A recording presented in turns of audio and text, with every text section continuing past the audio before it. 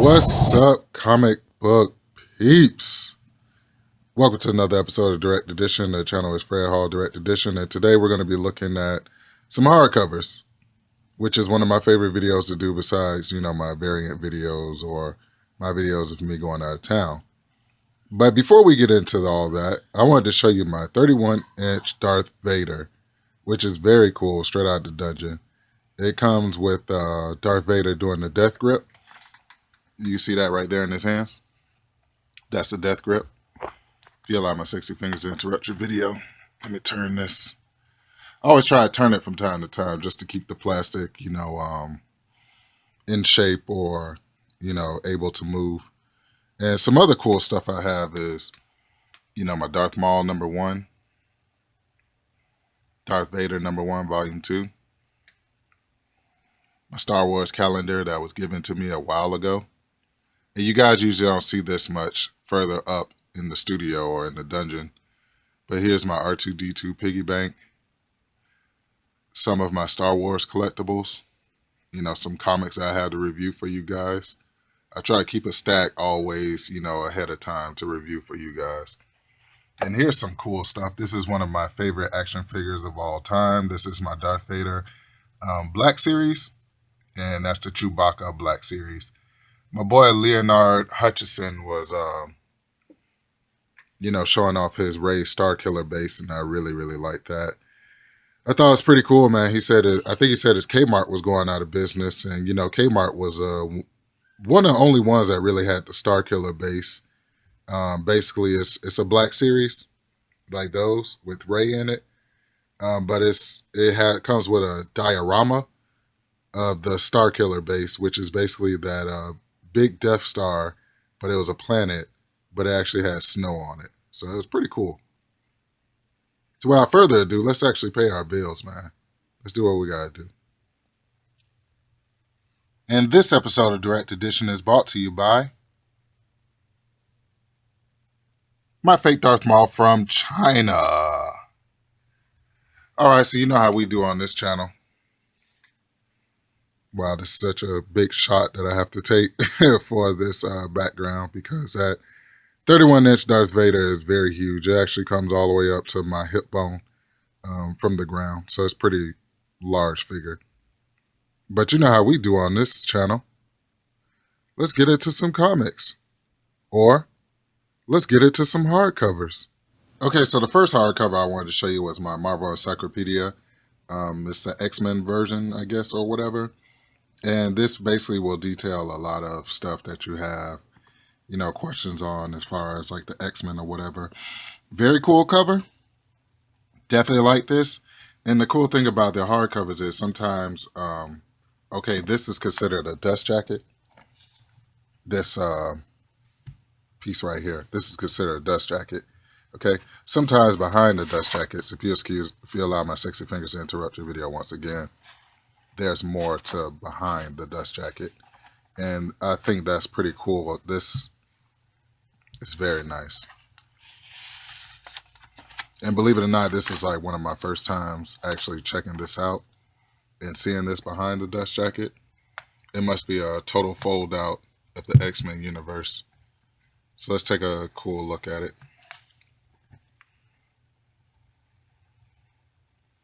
That's nice. That's really nice. But yeah, this is my X-Men Encyclopedia. I definitely love to have this in my collection. Here's a cool look at the back of the dust jacket, which gives you some information on the X-Men. Let's take a look inside. So basically, your encyclopedias break down like this. They give you information, in alphabetical order on different characters. This would be the actual encyclopedia part. In the beginning of the book, it has stories and stuff like that. It's very cool. But let's look at the beginning. That's one of my favorite drawings of early Angel saving a mutant baby. You can see her face, so you can tell she's a mutant. But yeah, it has information like this.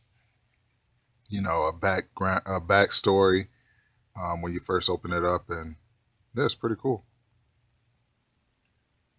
All right, so let's go ahead and move on to your next hardcover. So here's your next hardcover, and this is what started it all as far as like me picking up comics to escape again and kind of get back to my childhood and just reading a really, really fresh story. This is Runaways Volume 1. I really fell in love with this book, and I was able to pass this book off to my oldest daughter, and she actually got into the Runaways. I'm not going to say comics, but she got into Runaways by reading this. So I actually ended up getting Volume 1. Also, I ended up getting Volume 2. Then Comic Book Window just, ended it all. He got the omnibus.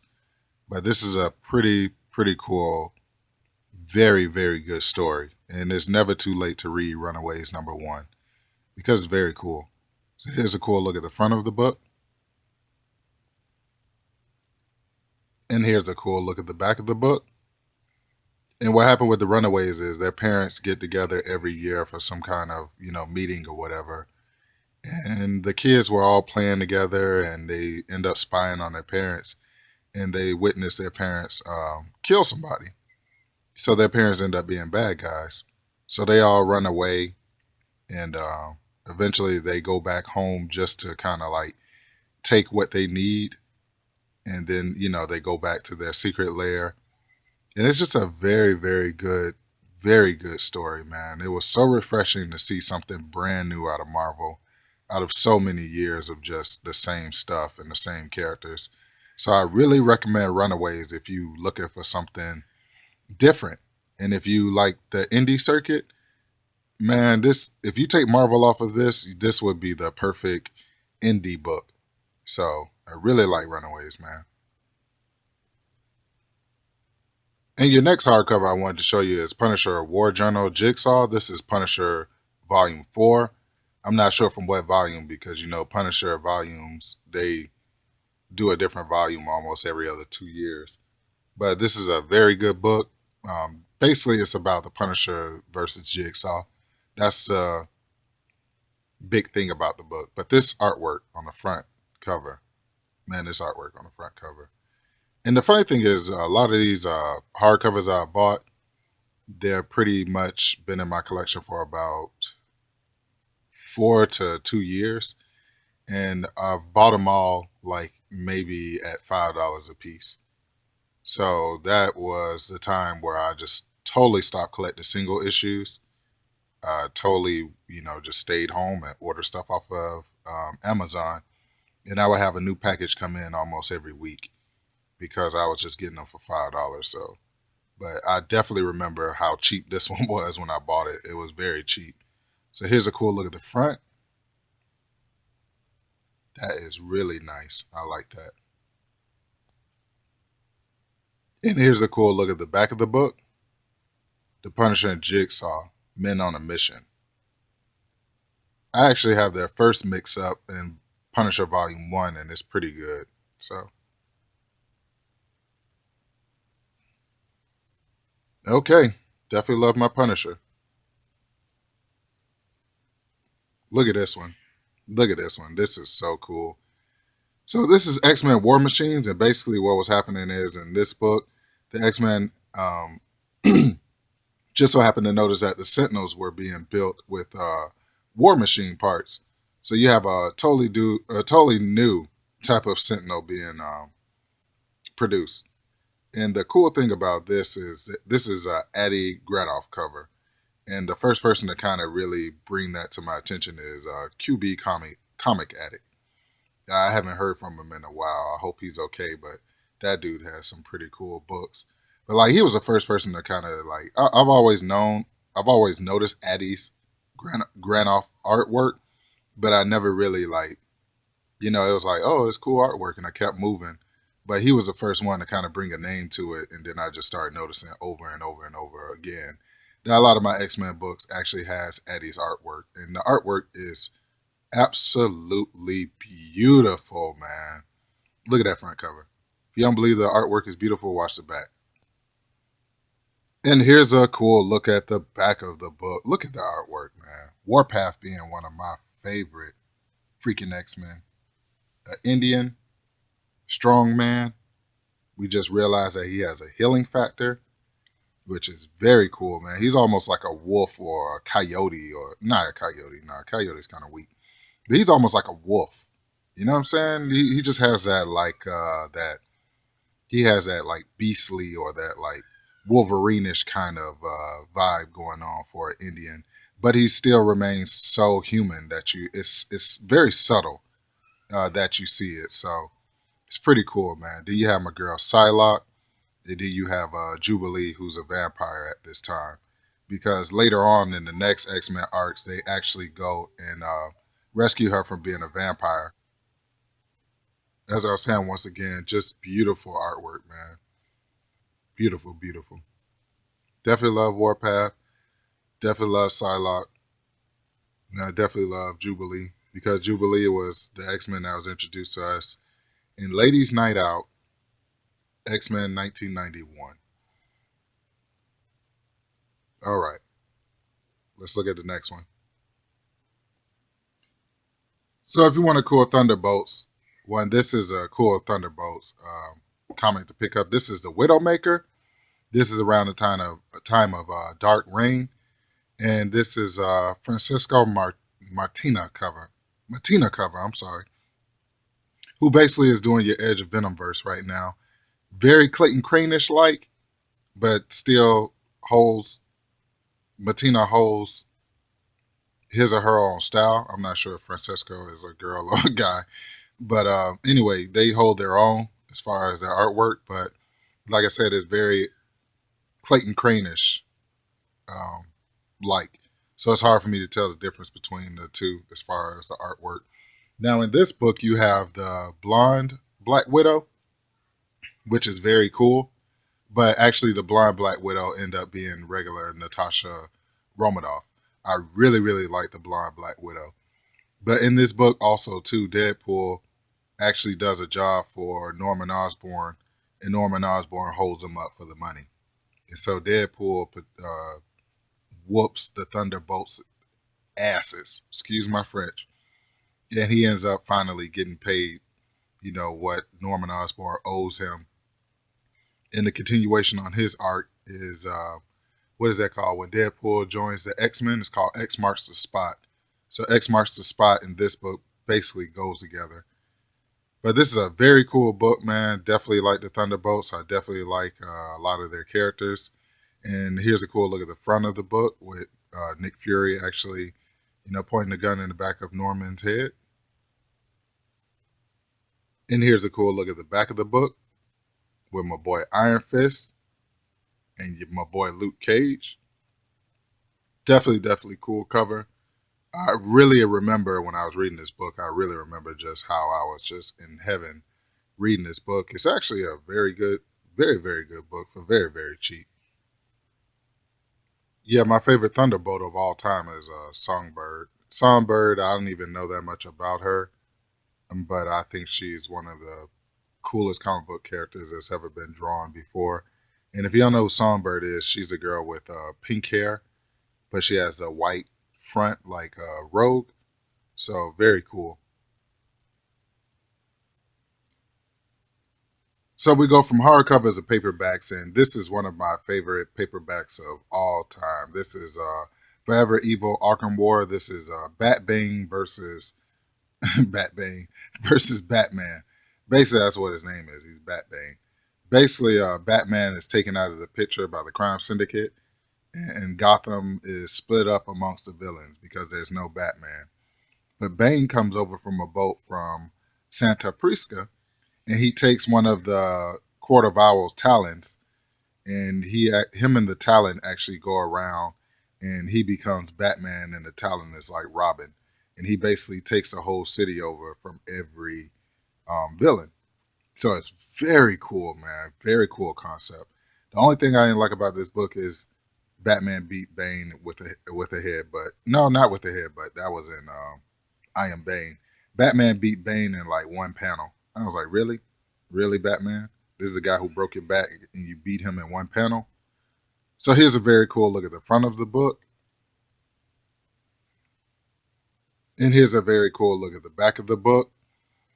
What happened is Scarecrow actually created a whole bunch of Banes within the Batman's Rogue Gallery. So you had Bane, Iceman, you had Bane, Poison Ivy.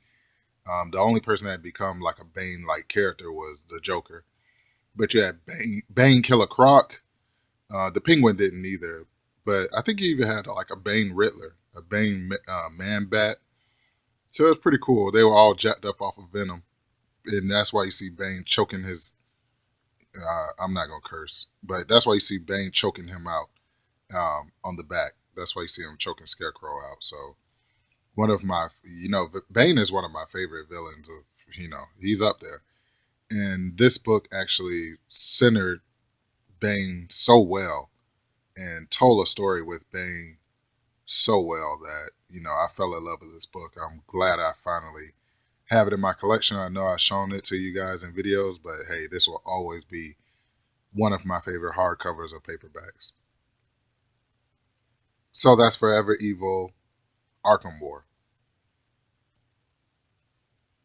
And here it is. This is what everybody's talking about. This is Planet Hulk, and we're actually getting ready for Thor Ragnarok, which is going to be a pretty cool movie. And here's my trade paperback of the Incredible Hulk, Planet Hulk. I really love this book. This book actually ended up making me buying the Son of the Incredible Hulk, which is Scar. It's like 3 books of that. So I became this book made me a huge Incredible Hulk fan. Definitely love it. So here's a cool look at the front of the book. And here's a cool look at the back of the book. The funny thing is about Planet Hulk, nobody cares that this book was totally ripped off of the movie Gladiator. We just don't care, man. It just put our character, the Hulk, in a good situation. He needed to be away from the Earth. He needed to have his own thing going on. So I was very happy to, read this. It was very refreshing and very different. And then on top of that, World War Hulk is one of my favorites because he came back to Earth and he kicked the Illuminati's, I'm going to say it, ass. So yeah, I definitely love this thick paperback, man. It's very thick. And I'm trying to find a lot of the single issues now. That's what I'm on the hunt for. If I can, I'll buy the Planet Hulk books in single issues, but now they're pretty valuable. So if you see them and they're cheap, you better pick them up, man, because they're worth something. So we all know there's an arc called Wolverine Goes to Hell. And then after that, it's called Wolverine versus the X-Men. And then the next one is Wolverines Revenge. And this is Wolverines Revenge. Very, very cool cover by Jay Lee. I always say, when I see a Jay Lee cover in my videos, because Jay Lee's been drawing since I was, first started collecting comics. And Jay Lee's a legend in my eyes. But this is Wolverine's Revenge. What can I say about the story? I really never disliked, any kind of comic book story. And this book actually bought the Wolverine Goes to Hell, Wolverine versus the X-Men full circle. But in this book, what they do is, what I figure like more of a weaker part of the story is, they introduce, like 3 of Wolverine's bastard children that he actually ends up killing because they told him it's this place called the Red Room. The Red Room with Mystique sent Wolverine to hell. Now Daken, the whole time is, the shadow and the shadow figure pulling the strings, but it's called the Red Room. Are they called? No, they're called the Red Right Hand. It's the Red Right Hand and Mystique. They sent Wolverine to hell. And I told you, when Wolverine's soul is not there, the Berserker Wolverine usually takes over his body. But instead of the Berserker Wolverine taking over Wolverine's body, a whole bunch of demons did. And that's where you get Wolverine versus the X-Men. Because Cyclops is like, I can't really kill my buddy. But he's full of demons, and he's one of the most dangerous mutants ever. And he actually had demonic powers where he was actually able to vomit fire or shoot fire out of his mouth. His claws were on fire. He actually stabbed Colossus, you know what I'm saying? And Wolverine is a wrecking machine. He's actually built to kill superhumans. If you didn't know that, that's the whole thing about Weapon X. They wanted something that can actually kill superheroes. Um, so anyway, with that being said, that leads up into this book, which is Wolverines Revenge. And like I said, they introduced three of his or four of his bastard children that he knew nothing about, and he killed them. And Dakin, Dakin kind of orchestrated the whole thing. So this book is very good, but the only thing I take points away is that they kind of rushed his kids, and his kids were kind of like, they were a little whack. But anyway, so here's a cool look at the front of the book. And here's a very cool look at the back of the book, which is very cool. Yeah. All right, let's move on to the next one. So we're at the point in the video where you asked me, Fred Hall, Direct Edition, what are you reading right now? And this book has probably been in 3 of my videos already, but I'm going to keep on bringing it to you. But honestly, this is what I'm reading right now. This is my $1,000 Civil War Spider-Man omnibus from the Civil War. I'm serious. Look it up on eBay. It's worth $1,000. So it's pretty cool. So here's a pretty cool look at the front of the book. And here's a cool look at the back of my $1,000 book. I'm going to keep on saying that because it hasn't sunk in yet that this book is worth $1,000. And yeah, very cool. All right, let's get to my favorite part of the video, your main event. Let's do it. So, ladies and gentlemen, this is your main event. One of my favorite hardcovers. This is Dark Wolverine, the Prince. Dakin. This is when Dakin had his own, or Dakin had his own title. Definitely love this book, man. This book is actually so cool, man. This actually shows Dakin in a way where you've never seen him before, where he actually uses his pheromones to actually manipulate and conquer and get his way to the top. And this is a time of Dark Reign where he was actually Wolverine's replacement in the Dark X-Men. I meant Dark Avengers and in Dark X-Men.